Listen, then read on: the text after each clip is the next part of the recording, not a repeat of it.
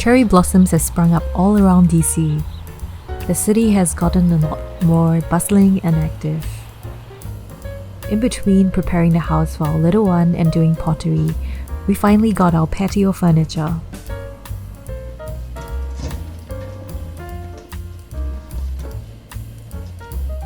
And here's us making full use of the patio by having a quick weekday lunch outside.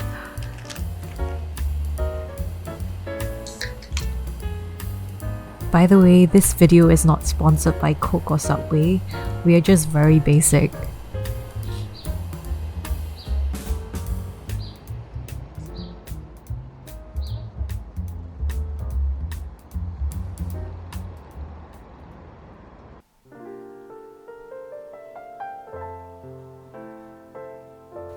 Today I'll be sharing more about how I make these coffee cups at home.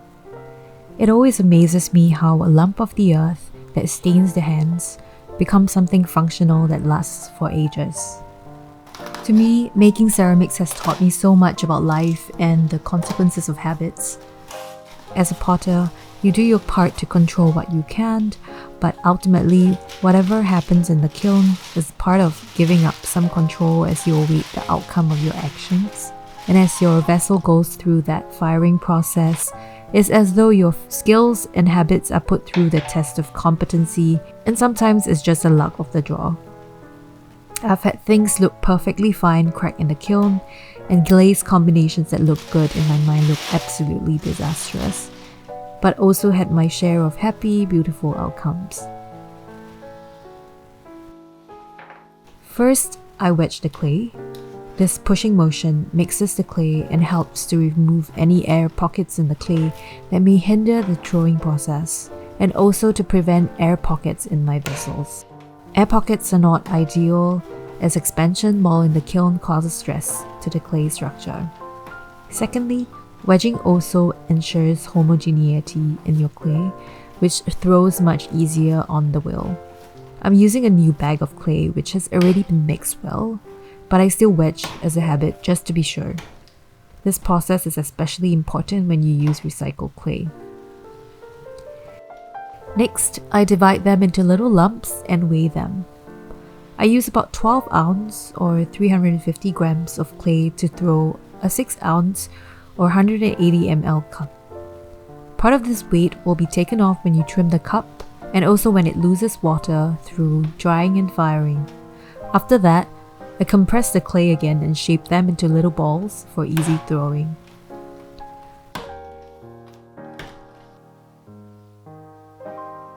Now it's time to make the cup. I throw the piece of clay on the bat, ensuring it is as centered as possible, sealing the clay to the bat so that it sticks.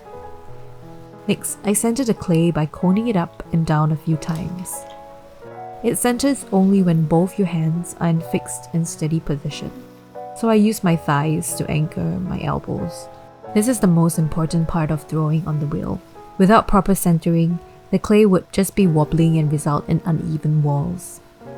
Coning the clay also helps to remove any remaining air pockets. Next, I open a hole in the center to create a depression.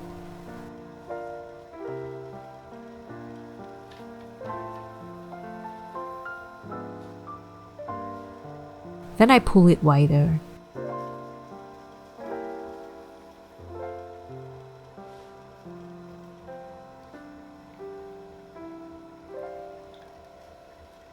Next, I compress the bottom of the depression. This step helps to level the floor of the cup and also to strengthen the bottom by aligning clay particles. I also use a flat wooden tool to remove excess clay.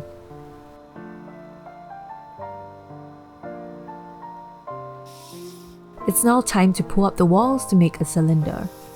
At this time, I slow down the speed of the wheel, as this process is a delicate balance between wheel speed as well as how fast your hands pull up the walls. I use the sides of my fingers to squeeze the clay to form thinner walls while pushing up the clay. This is one pull. I smoothen the lip of the cylinder and remove excess water from the bottom. I repeat this process a few more times, and each time, the walls get thinner and taller. During this time, I also try to shape the cylinder into the shape of the coffee cup, which I would like to be more narrow at the bottom.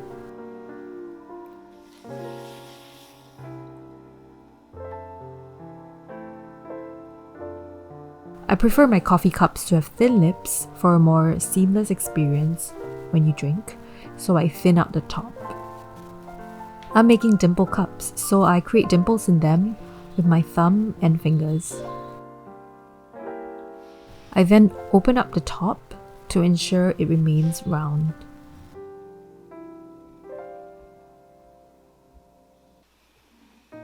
Finally, I wire them off the bat.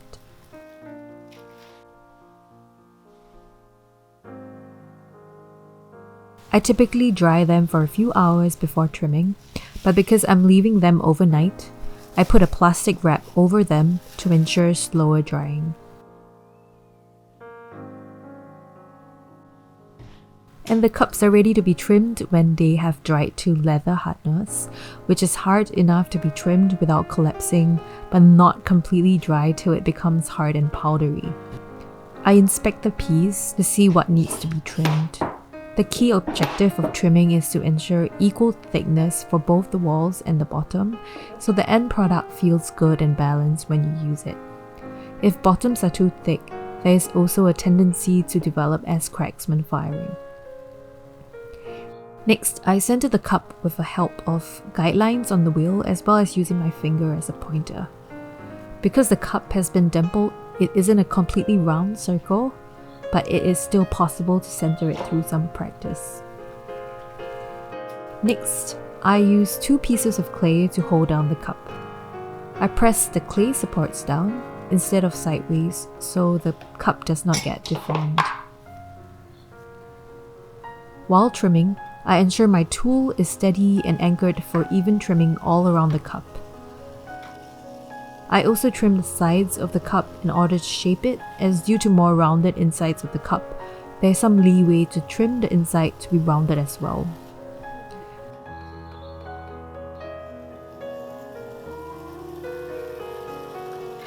The challenge of trimming is to know when to stop and to estimate thickness of the bottom versus the side.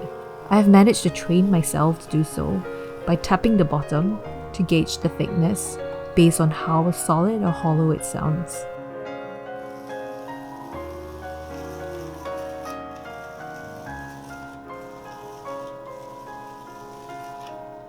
When I'm done, I use a sponge to smoothen the trimmed edges for a softer and more polished look. And here's the trimmed cup. For this particular design, I want the cup to be smooth, so I use a sponge to clean up any finger or wet clay prints.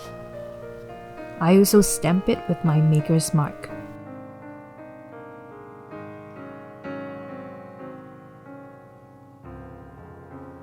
After trimming everything, I leave it to fully dry, which takes about a day or 2. And it's time for bisque firing. If you have watched my previous videos on my home studio setup and how to set up a kiln at home, I've talked about how I fire my kiln in my guest bathroom. If you're interested, do check out these 2 videos.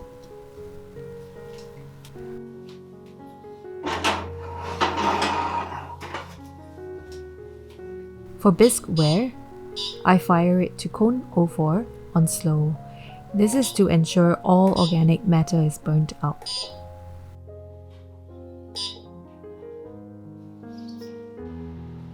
The kiln fires overnight and I open it when it cools to about 150 degrees Fahrenheit or 65 degrees Celsius. It takes about 20 hours. The bisque ware is sturdier after firing, but still not fully hard, so I have to be very careful when unloading the kiln.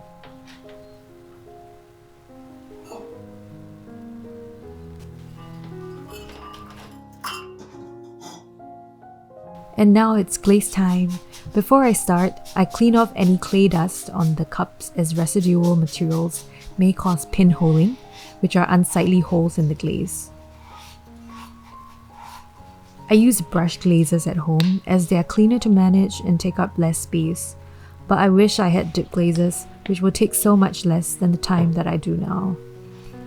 Unlike dip glazes, which take a few seconds in the glaze, brush glazes require at least 3 thick layers for them to look good, with time in between to allow drying. Over here, after I'm done with this teal glaze, I layer a white glaze over it. I easily take a few hours to apply glazes on a batch of 10 cups. So after drying, it's time for the second firing. While loading the kiln, it's important to ensure that pieces do not touch in the kiln, as glazes fuse together when they melt.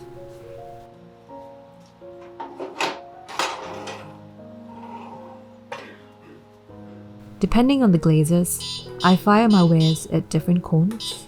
For this batch, glazes look better at cone 5, and I do a slow firing to allow glazes to develop, with a 20-minute hold when they reach maximum temperature.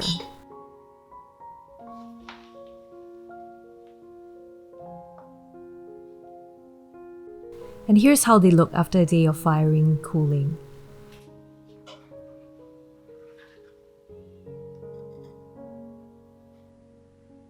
It's definitely been a busy past 2 weeks, and here are the pieces that will be on sale at the She DC Makers Market this weekend. I will be featuring donut vases, sake sets, and coffee cups. I'm mostly inspired by nature when I come up with glaze combos, and this collection is inspired by the ocean,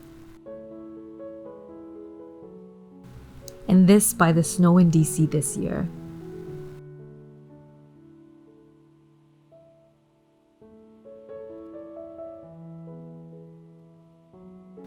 As for this collection, I decided on purple as a statement to support women taking charge of their lives, which is something I strongly believe in.